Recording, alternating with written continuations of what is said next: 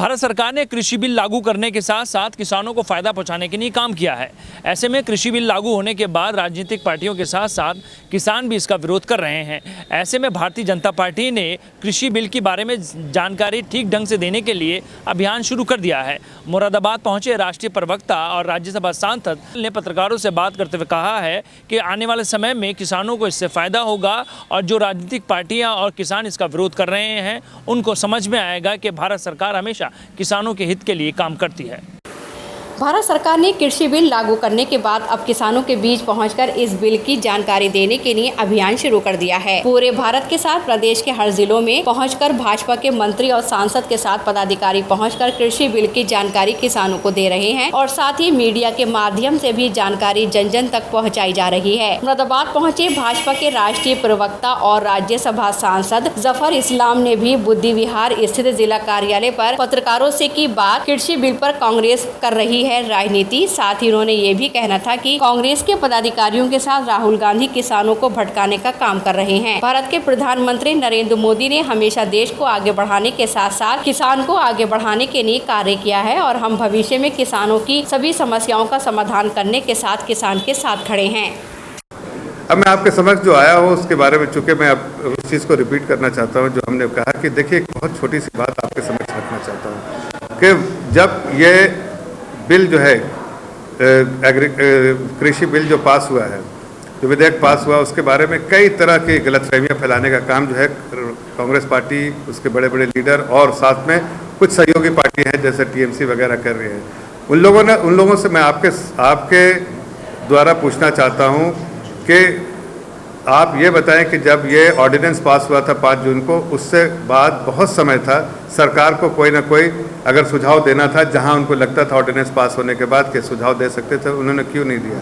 जब मैं भी राज्यसभा का मेंबर हूं, मुझे मालूम है सदन में दोनों बिल पास हुए हैं। ऑर्डिनेंस को 6 महीने के अंदर पास होना चाहिए था, तो वो पास किया गया और उसमें क्या जितनी रुचि दिखानी चाहिए थी इसकी चर्चा करने के लिए या सुझाव देने के लिए क्या उन्होंने रुचि दिखाई, उनकी चिंता थी नहीं।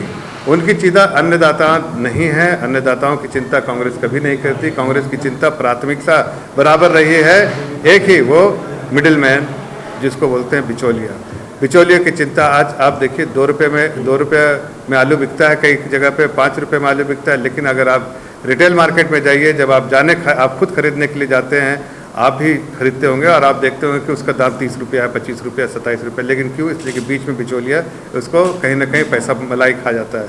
हमारी सरकार ने कोशिश की है कि जो 3 झूठ उन्होंने बोला है उसको पहले तो हम एक्सपोज करें और हमारी सरकार की सीधे एक ही नियत रही है कि हम उनके किसानों की आमदनी बढ़ाएं और इसीलिए प्रधानमंत्री के हर पेशकश रही 2014 के बाद कि जो भी सुझाव है, भाई स्वामीनाथन कमीशन हमने नहीं फॉर्म किया था, जो पहले जो कमीशन बना फार्मर्स के लिए वो हमने नहीं फॉर्म किया था, या फिर कोई 12th 5 ईयर प्लान में हमने नहीं मेंशन किया था, लेकिन जो भी सुझाव आए थे वो सुझाव 3 थे और वो तीनों सुझाव को हमने इम्प्लीमेंट किया। वो सुझाव थे कि उनको वैसे विकल्प दिया जाए जो मंडी से बाहर भी हो, आड़त से बाहर भी विकल्प हो, और इसलिए ताकि उनको सही मिल पाए उनकी लागत का। तो हमने वैसा वो जो पहले से सुझाव रहे थे, प्रधानमंत्री ने देखा कि उसको जो मॉडिफाई करके उसमें अच्छा जो है किसानों के हित में वो किया, ताकि अब उनको कहीं भी छूट है। आड़ा पे बेचते तो उनको टैक्स भी लगता है, बिचौलिया भी पैसा खाता है। उनके देखिए कई बार ऐसा होता है कि बोली कुछ और लगती है, MSP कुछ और है, उससे कम में खरीद के बिचौलिया अपने आप वो उनको कम पैसा देता है किसानों को और बाद में वो खुद बेच देता है MSP पे। ये सब चीज़ें आड़त में हो रही है, इसलिए कि वही एक जगह है जहाँ वो बेच सकता है। लेकिन हम लोगों ने कोशिश की कि पहले ई-नाम इंट्रोड्यूस किया, जिससे जो नेशनल एग्रीकल्चर मार्केट इलेक्ट्रॉनिकली, ताकि वो सारे मार्केट जो है मंडी को लिंक किया जाए। 7000 मंडियों में से 1000 ऑलरेडी लिंक हो गया, जिससे किसान भाई बहनों को ये सुविधा हो गई है कि वो जहाँ चाहे बेच सकते हैं। कोई ज़रूरी नहीं कि जिस आड़त में वो है उसमें कम दाम मिल रहा है, तो हो सकता है देश के किसी अन्य विभाग में उसका दाम ज़्यादा मिल रहा होगा और वहाँ भी बेच सकने की उसकी उसको बेच सकता है।